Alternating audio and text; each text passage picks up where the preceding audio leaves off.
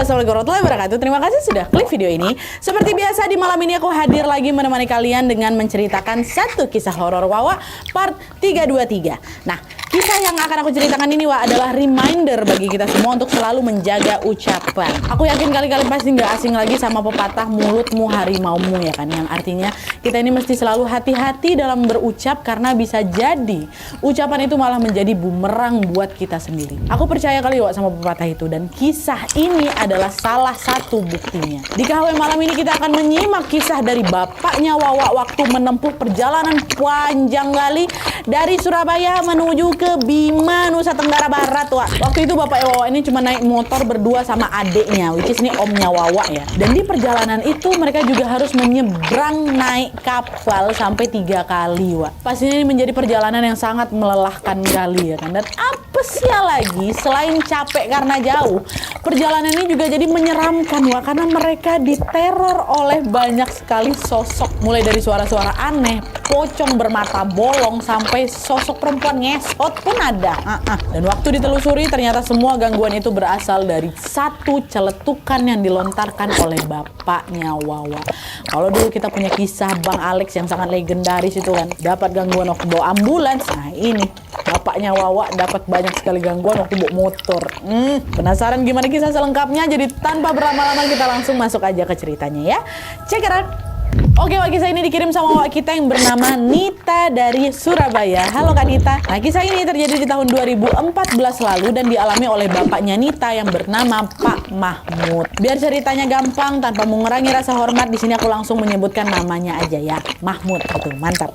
Nah, jadi Wak ceritanya Mahmud ini adalah orang asli Bima, Nusa Tenggara Barat yang sedang merantau ke Surabaya sama adik bungsunya yang namanya Karim. Nah, karena jarak dari Surabaya ke Bima ini cukup jauh dan juga biaya transportnya mahal ya kan, Mahmud pun jadi jarang pulang ke kampung apalagi juga sejak menikah dan juga punya anak, punya Wawa, punya Nita, biaya yang harus dikeluarkan untuk memboyong keluarga pulang kampung ke Bima ini juga makin lebih banyak lagi. Alhasil Mahmud cuma bisa pulang kampung 5 tahun sekali aja. Nah di tahun 2014 itu ada satu urusan yang membuat Mahmud ini harus balik ke Bima gitu. Untuk menekan biaya transport, Mahmud pun cuma berangkat berdua aja sama Karim, sama adiknya dengan naik motor. Nah perjalanan dari Surabaya ke Bima naik sepeda motor ini memakan waktu kurang lebih 2 hari 2 malam. Dan selain itu mereka ini juga harus terus-terusan tuh naik kapal sebanyak 3 kali. Nah urutannya kayak gini, ini biar kebayang ya. Pertama-tama mereka akan naik motor dari Surabaya ke pelabuhan Ketapang yang ada di Banyuwangi. Dari sana mereka harus naik kapal nyebrang nih ke pelabuhan Gilimanuk, Bali. Sampai di Bali, perjalanan harus dilanjutkan lagi naik motor menuju ke pelabuhan Padangbai. Lalu mereka akan naik kapal lagi untuk nyebrang ke pelabuhan Lembar, Mataram yang ada di Lombok. Nah sampai nanti di Lombok setelah nyebrang mereka naik motor lagi ke pelabuhan Kayangan. Lalu terakhir mereka baru naik kapal lagi untuk menyeberang ke pelabuhan Poto Tano yang ada di Sumbawa. Barulah dari situ mereka tinggal naik motor lagi menuju ke rumah keluarganya Wawa yang ada di Bima. Kebayang ya, jadi mereka ini harus naik motor dulu ke pelabuhan, terus nyebrang laut pakai kapal, terus naik motor lagi, naik kapal lagi, motor lagi, kapal lagi, baru motor sampai ke rumah. Kayak gitu terus berkali-kali ya kan. Nah perjalanan dari Surabaya ke Banyuwangi, nyebrang ke Gilimanuk, nyebrang ke Lembar Lombok, itu semua berjalan lancar sampai Lombok lancar. Tinggal nyebrang ke Sumbawanya aja nih, ya kan. Nah sebelum lanjut naik ke kapal Sumbawa, mereka waktu itu sempat mampir dulu ke rumah seorang keluarga yang namanya Om Hasan. Nah Om Hasan ini adalah adik dari bapaknya Mahmud, omnya Bapak Wawa gitu ya. Dia waktu itu tinggal di kota Mataram Timur. Nah Mahmud sama Karim ini tiba di rumah Om Hasan waktu sore hari. Mereka disambut hangat di sana, dijamu hidangan khas Mataram di situ. Lalu juga makan bersama sambil berbincang-bincang sampai malam dengan Om Hasan. Nah lalu selepas waktu Isya, Mahmud sama Karim langsung pamit tuh. Dia mau melanjutkan perjalanan mereka lagi. Mereka kan harus naik motor lagi nih ke pelabuhan Kayangan ya kan. Terus naik kapal barulah nyampe ke pelabuhan Poto Tano yang ada di Sumbawa. Nah pas mereka pamit itu tiba-tiba dengan wajah serius Om Hasan ini bilang, hati-hati ya nak ya kalau naik motor. Nanti kalau ada yang ngikut, lempar aja pakai puntung rokok yang nyala. Ingat, jangan sampai kelihatan kalau kalian sadar kalian lagi diikutin. Apalagi noleh ke belakang, jangan. Kalau udah pura-pura nggak tahu aja, lempar puntung rokok itu seolah-olah kalian nggak sengaja ngelakuin itu. Itu kata Om Hasan. Nah, Mahmud tahu kalau yang Om Hasan maksud itu adalah yang ngikutin makhluk tak kasat mata gitu, hantu. Tapi di sini Mahmud ini malah menanggapinya dengan bercanda. Dia bilang, tenang Om, kalau ada yang ngikut ya nggak apa-apa, anggap aja oleh-oleh buat orang bojo kan. Bojo ini Wak sebutan buat orang asli Bima, kata Wawa. Waktu dengar celontokan itu, Om Hasan ngingetin lagi, jangan ngomong kayak gitu. Kamu tetap harus hati-hati, ya. Dah tuh, mereka pamitan sama Om Hasan. Mahmud dan Karim pun melanjutkan perjalanan mereka sekitar jam 8 malam dari rumah Om Hasan. Jadi mulai. Perjalanan dari rumah Om Hasan menuju ke pelabuhan Kayangan ini Wak butuh waktu sekitar 2,5 jam. Waktu itu Mahmud yang bawa motor, Mahmud duduk di depan yang megang setir, sedangkan Karim yang duduk di belakang yang dibonceng. Pas ngelewatin area perkotaan Wak, semua masih aman-aman aja tuh. Tapi begitu masuk ke area yang kanan kirinya hutan, suasana udah mulai berubah di sana. Di sini, Karim, adiknya Mahmud ini ngerasa ada yang ngikutin mereka dari belakang. Padahal waktu itu Wak, di jalan itu nggak ada motor lain yang melintas kecuali motor mereka. Cuman motor mereka aja yang di sana. Awalnya Karim masih cuek aja tuh. Nah, lama-kelamaan Karim khawatir kalau yang ngikutin mereka di belakang ini kayaknya hantu lah atau sosok gaib lah gitu kan. Di situ Karim langsung ingat sama nasihatnya Om Hasan. Kalau ada yang ngikutin, cepat lempar pakai puntung rokok yang menyala gitu kan. Karim bilang lah ke abangnya, bang, rokok masih ada bang. Katanya, aku minta 1 lah. Dan FYI Wak, Mahmud ini memang perokok aktif kali. Sedangkan Karim adiknya cuma ngerokok kalau habis makan makanan yang kecut aja. Itu aja. Nah pas Karim ini minta rokok, Mahmud ngebatin. Perasaan tadi di rumahnya Om Hasan nggak ada makan makanan kecut lah. Kenapa sekarang tiba-tiba adik aku minta rokok? Jangan-jangan ada yang ngikutin ya. Dia ngeh nih sama ucapannya omnya tadi. Mahmud langsung nanya, ngapa dek? Diikutin kita ya? Waktu Mahmud ngomong kayak gitu, kesal Karim.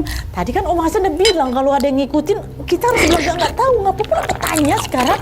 Terang-terangan pula aku nanya. Akibat pernyataan Mahmud tadi, Karim ngerasa kalaupun nanti aku lempar puntung rokok ke belakang ini atau ke arah sosok yang ngikutin kami ini, hasilnya bakal sia-sia. Mereka pasti bakal tetap diikutin karena abangnya udah ngomong diikutin kita ya kan, udah nggak kalau diikutin. Harusnya kan pura-pura nggak sadar kan Wak. Jadi pas Mahmud buka suara, rusak lah ini aturan itu. Tapi karena di situ Karim nggak tahu harus berbuat apa lagi, dia pun tetap nyoba. Udah cepet aja rokok dulu. Bakarlah rokok tuh. Terus Karim lemparlah puntung rokok itu ke belakang tanpa sedikit pun menoleh ke sana. Dia tuh udah ngelemparin, Karim nggak tahu nih ini sosoknya masih ngikutin lagi apa enggak gitu. Nah setelah rokoknya dilempar Wak, ternyata betul. Aturannya jadi rusak total gegara abangnya nanya kayak tadi. Sekitar 10 menit kemudian Karim masih ngerasa sosok itu masih ngikutin mereka. Penasaran lah si Karim masih ngikutin apa enggak ya. Dia beranikan diri lah buat noleh ke belakang. Dan di saat dia noleh ke belakang itu Wak, dia ngelihat ada sosok pocong dengan mulut robek dan kedua matanya bolong. Lagi melayang ngikutin mereka. Dan pocong ini Wak, badan itu agak condong ke depan tuh. Jadi posisinya macam Superman kata Om aku. Coba ini. Dia kan nggak ada tangan, sorry. Gitu, bukan gini terbangnya. Gini ya. Ya sebelum ada. Langsung dia berbisik ke bang. Ada pocong, bang. Ada pocong. Pocong tuh ngikutin kita. Kata denger itu Mahmud.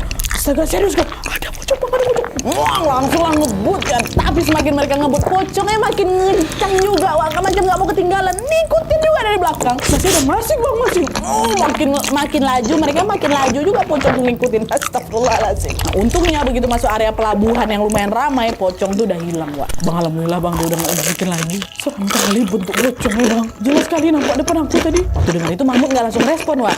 Dia sempat terdiam bentar. Terus dia bilang, Dek, kok tadi ngeliatnya cuma pocong aja? Iya bang, kok aku ngeliatnya ada sosok lain juga ya? Kata Mahmud kayak gitu. Sosok apa bang? Ya aku tengok cuma pocong aja. Gak terlalu jelas yang aku lihat. Soalnya aku ngeliat juga dari kaca spion. Tapi sekilas kayak perempuan deh. Posisinya di bawah kita nih macam lagi keseret gitu sambil megangin motor. Wih, serius kok bang? Aku nggak lihat. Aku tengok cuma pocong. Aku tengok perempuan juga. Tapi mungkin aku salah lihat lah yang perempuan itu ya. Udah, yang penting kita sekarang udah nggak diikutin lagi nih dek, ya kan? Ayolah kita masuk kapal sekarang. Kasih Mahmud. Dah nih. Udah waktu udah di kapal, perjalanan dari Pelabuhan Kayangan ke Pelabuhan Poto Tano Sumbawa ini butuh waktu sekitar 2,5 jam juga, Wak. Kapal mereka baru berangkat di jam 2 pagi. Nah, itu berarti mereka akan tiba di tujuan sekitar jam 5 subuh lah, ya kan? Nah, rencananya Mahmud sama Karim itu mau tidur aja nih di sepanjang perjalanan yang ada di kapal itu. Tapi pas baru mau merem, Karim tiba-tiba kebelet pipis. Alamak, kebelet pula aku. Aku kamar mandi dulu ya, Bang ya. Kata dia ke Mahmud, oh iya, jangan lama-lama deh, katanya. Dah pergilah ini.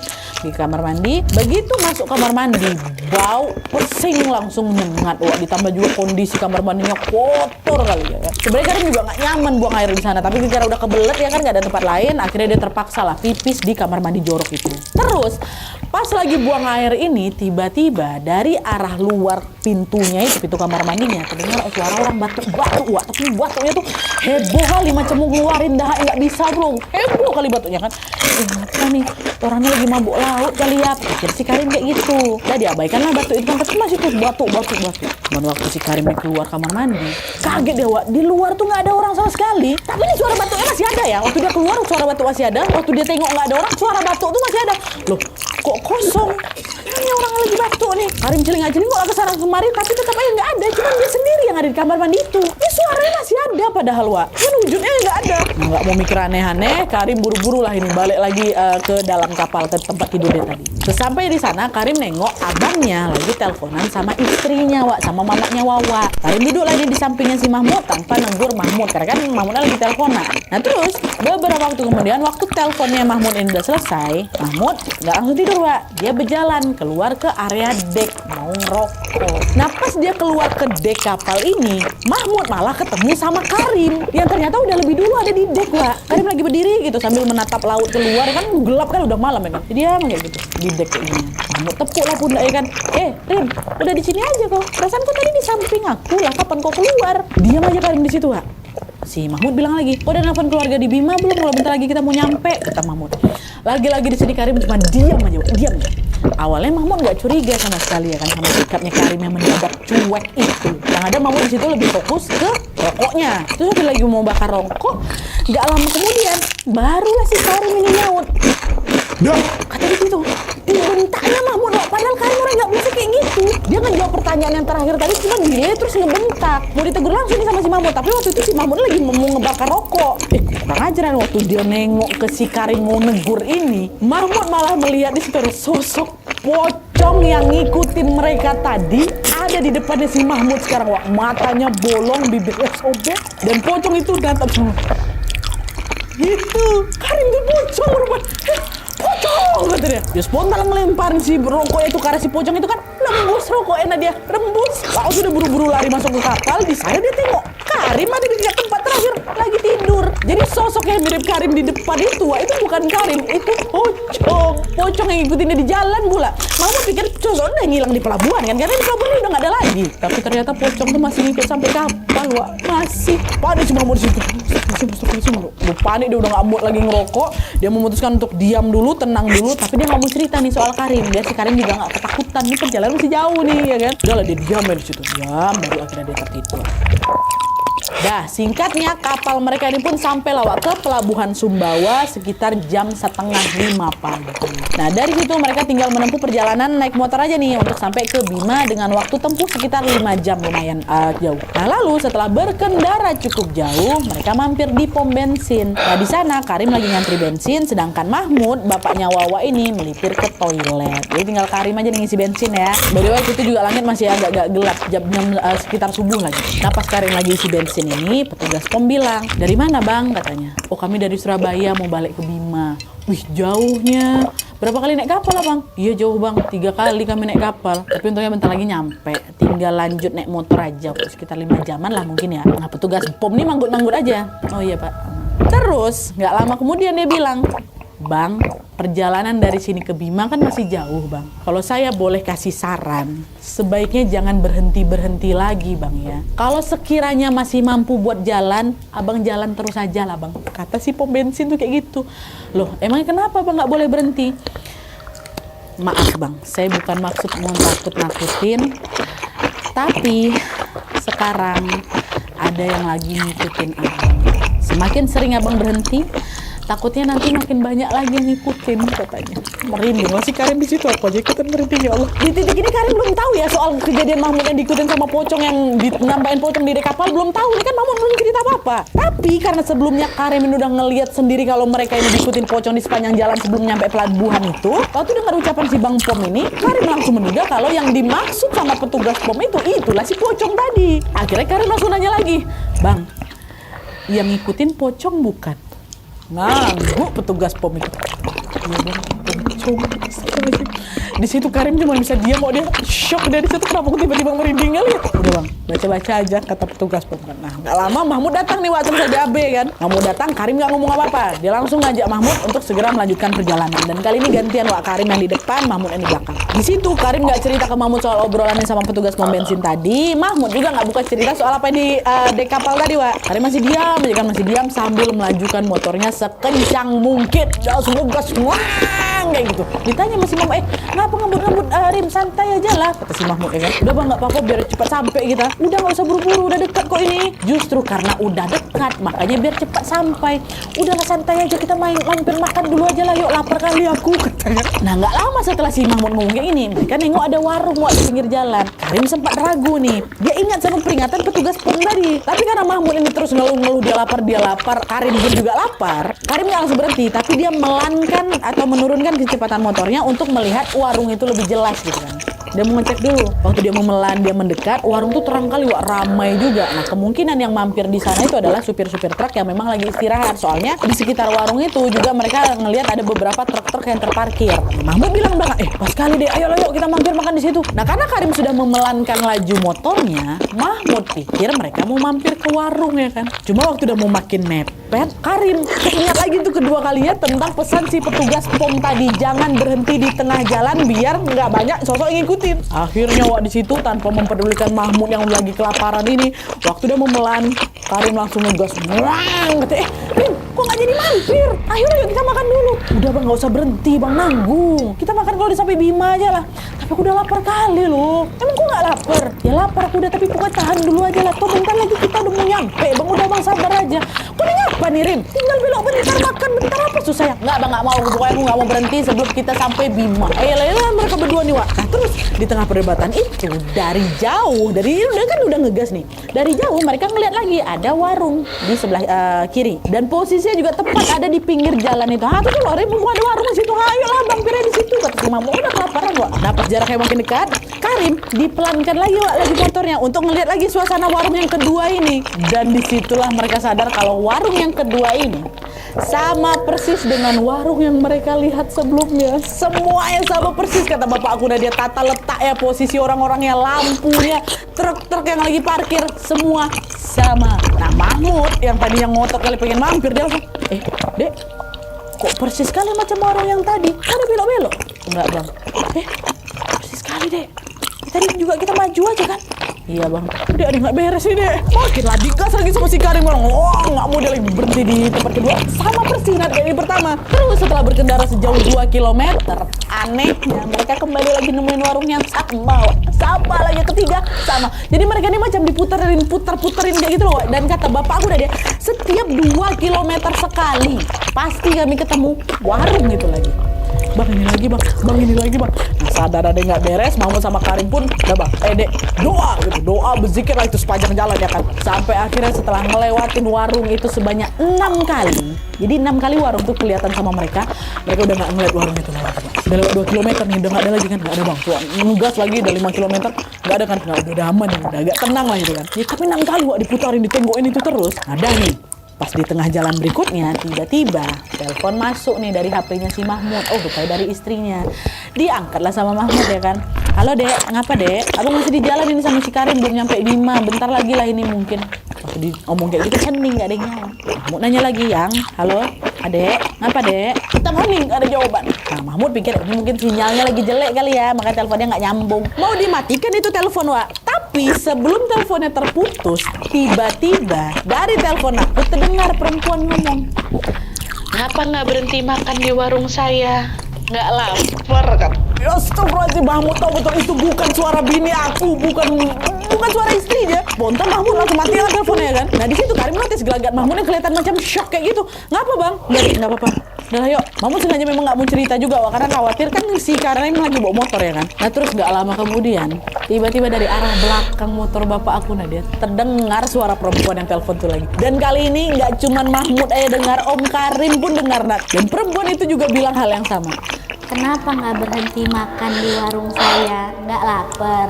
kenapa nggak berhenti? Nggak lapar. Astagfirullahaladzim. Mahmud sama si Karim spontan noleh lah ke belakang. Dan betapa kagetnya mereka waktu ngelihat ada sosok perempuan Wak, dalam posisi lagi terduduk ngesot gitu Wak, megangin knalpot. Nah, dia megang sampai wajahnya pecah, kaki kirinya nggak ada, terus kaki kanannya ngelupas macam habis di kegesek-gesek aspal tuh loh. Astagfirullahaladzim, setan gitu kan. Karim langsung ngebut lagi langsung merinding aku. Itu bapakku berpeluk sama adeknya saking takutnya. Untung si Karim tuh fokus Wak, kalau nggak bisa berantak tuh, bisa ketabrak ya kan. Baca doa dia, fokus dia. Astagfirullahaladzim.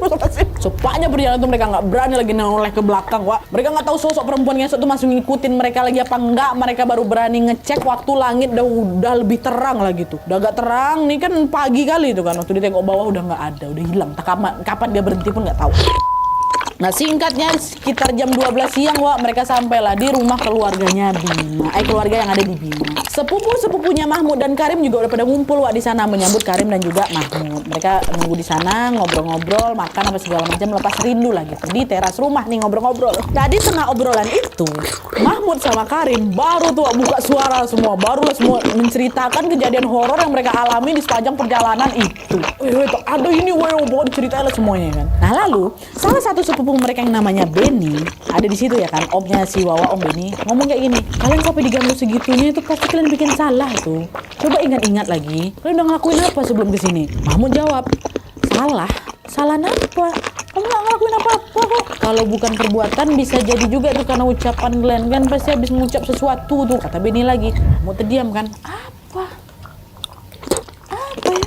Apa deh? Entah. Setahu aku juga kita nggak ada ngomong macam-macam lah bang. Apa ya? Kata si Mahmud. Nah, di situ baru dia ingat. Ben, iya Ben, kayak aku salah ngomong lah Ben. Soalnya waktu kami mampir di rumah Om Hasan, aku sempat nyeletuk waktu Om Hasan bilang apa tadi tuh, kau udah ngikut apa ya segala macam. Nah, aku nyeletuk gini, nggak apa-apa kalau ada yang ngikut, anggap aja oleh-oleh buat orang bojo. Itu aku bilang, iya bang, gue ngomong kayak gitu kata Karim. Nah, itulah itu. Betulan bawa oleh-oleh kan kalian jadi ya. Hati-hati makanya kalau ngomong Mut. Kau sekarang tahu nggak akibat kau ngomong sembarangan kayak gitu apa? Diikutin aku kan. Mau ada lagi? Ada. Nih ya. Di situ Wak Benny langsung nunjuk ke arah lapangan bola yang memang berada nggak jauh di depan rumahnya mereka. Dengan duduk di teras rumah, mereka bisa ngelihat itu lapangan yang ada di depan itu. Terus Benny bilang, tuh, tengok Well. Nah itulah. Itu oleh-oleh yang kau bawa tuh lagi tegak di pinggir gawang. Dengar itu Benny, Mahmud, Karim sama sepupu bapakku yang lain, dia langsung noleh ke arah yang dimaksud. Dan ternyata ya Allah, betul di situ ada sosok pocong yang lagi berdiri tepat di pinggir gawang itu. Tegak ada di situ. Itu udah siang ya Nat ya, udah siang ada di situ. Semua pada masuk ke kamar tuh kan waktu birit-birit. Panik si Mahmud itu. Sampai ngikut ke sini pocongnya. Betulan jadi oleh-oleh dia. Aduh kacau ini Wak. Kalau aku balik ke Surabaya dia tetap ngikut apa enggak ya? Udah makanya ada tenang kau. Nanti sebelum balik ke Surabaya aku mampir dulu ke tempatnya kakek Basri ya. Siapa tahu dia bisa bantu. Jadi kakek Basri ini memang salah satu keluarganya mereka juga yang cukup tajam lah Wak dan bisa ngerukiah katanya. Udah nanti aku kesana dulu katanya. Udah panik lah sih. Dia ngikut Wak. Ngikut sampai rumah Bima. Pocong tuh. Ada lah tuh. Nah setelah semua urusan di Bima itu selesai, kan mereka harus balik lagi nih ke Surabaya. Sebelum balik ke Surabaya, Mahmud sama Karim ini mampir dulu tuh betulan ke rumahnya kakek Basri. Nah entah karena kecapean atau apa Nat ya, tapi kata bapak aku, waktu nyampe di tempatnya kakek Basri itu, badan mereka macam berat kali dua-duanya kayak gitu. Udah ketemu sama kakek Basri, ngobrol tentang apa yang mereka alami selama perjalanan mau ke Bima itu. Nah kakek Basri ini pun menyuruh mereka untuk udah kalian ambil wudhu, nanti kita ruqyah. Proses ruqyah waktu itu berjalan lancar Wak. Kakek Basri cuma membacakan doa-doa saja, tapi efek yang dirasakan Mahmud sama Karim dari ruqyah itu betul-betul kerasa. Walaupun doa-doa yang dikasih tahu juga yang biasa-biasa tadi tuh. Badan mereka yang semua berat, seberat-beratnya itu tiba-tiba jadi ringan. Ya, dan gak lama kemudian barulah di sini kakek Basri cerita semua Wak. Jadi nih menurut kakek Basri yang bikin badan mereka berat waktu masuk ke sana itu adalah karena ada sosok yang ngikutin dan minta gendong di badan mereka. Dan sosoknya juga beda-beda Wak. Kalau Pak Mahmud nih bapaknya Wawa, dia diikutin sama perempuan ngesot yang marah gegara mereka nggak mau mampir di warungnya. Ya kan? Dan sosok itu nih posisinya Wak, ngalungkan tangannya di leher Mahmud dan ngegantung di punggungnya Mahmud. Jadi macam orang digendong belakang bang kayak gitu. Sedangkan Karim diikutin juga. Tapi dia diikutin sama sosok kakek-kakek umuran sekitar 70-an tahun gitulah wujudnya. Dan posisi kakek itu nemplok ke pundaknya Karim. Dan kakek itu katanya berasal dari kamar mandi kotor yang ada dekat kapal tempat Karim buang air kecil tuh. Dan katanya sosok yang sering batuk-batuk macam mau ngeluarin dahak di kapal itu memang suara dari si kakek ini. Oke, yang ngikutin saya perempuan, yang ngikutin Karim kakek-kakek. Terus gimana pocongnya, Gek? Dia selalu ngikutin kami loh, itu yang kami tengok malah. Nah itu beda lagi. Sosok itu memang ngikutin kalian sampai ke sini. Kan kamu juga yang bilang kemarin, kalau ada yang ngikut ya biar jadi oleh-oleh orang bojo kan. Kan kamu ngomong kayak gitu, Mahmud. Nah sekarang sosok pocong itu sudah menjadi milik orang bojo. Dan dia nggak akan ngikut kalian lagi kok. Nggak. Dia akan tetap tinggal di pinggir gawang bola. Kakek Basri, nah ucapan kakek Basri itu bikin bapak lega, tapi bikin bapak merinding juga. Leganya ya setidaknya sekarang pocong itu udah nggak ngikutin mereka lagi, nggak akan ngikutin ke Surabaya lagi ya kan. Begitu juga katanya dengan sosok perempuan ngesot sama kakek-kakek yang batuk tadi itu katanya udah dilepas dari badannya mereka. Dengan begitu Mahmud sama si Karim bisa balik ke Surabaya dengan tenang nih, tanpa gangguan apa-apa. Tapi yang bikin merinding, ya Allah, aku udah bawa oleh-oleh adalah pocong. Aku bawa oleh-oleh bojonya tuh pocong. Sumpah anti mainstream bapak yang bawa. La haula wala quwata illa billah. Astagfirullahaladzim. Aduh kok ketawa aku. Kebayang gak kalian bawa apa oleh-oleh apa pocong? Jangan ketawa nanti aku didatangin coy. Gitu. Oke Wak, jadi itu tadi pengalaman horor yang dialami sama Pak Mahmud dan juga Om Karim. Betul kan yang aku bilang di awal tadi Wak, mulutmu harimaumu. Hati-hati dalam berucap karena ucapan itu bisa menjadi bumerang untuk kita sendiri. Sama seperti apa yang sudah dialami sama Pak Mahmud. Siapa sangka Wak, kalau dari satu celetukan yang niatnya cuma untuk bercanda aja, mereka sampai diikuti di sepanjang perjalanan menuju ke Bima. Dari sekian banyaknya kejadian tadi Wak, bagian mana yang menurut kalian paling seram? Bagian mana? Kalau aku nih Wak, bagian paling epic tuh waktu pocong tuh nyamar jadi Om Karim tuh loh. Wah itu plot twist sih. Apalagi waktu mereka diputar-putarin di warung sampai 6 kali tuh. Itu pasti rasanya macam lagi kejebak di dimensi lain gak sih? Udah itu waktu udah bebas dari tempat itu juga diganggu lagi sama perempuan ngesot megang knalpot tuh. Ya Allah, kenapa gak mampir di warung aku? Tahu. Tapi untung Om Karim tuh fokus Wak ya. Om Karim sama bapak lah sempat takut gak fokus banting stream kecampak atau jatuh bagaimana tuh. Alhamdulillah Allah masih melindungi mereka semua.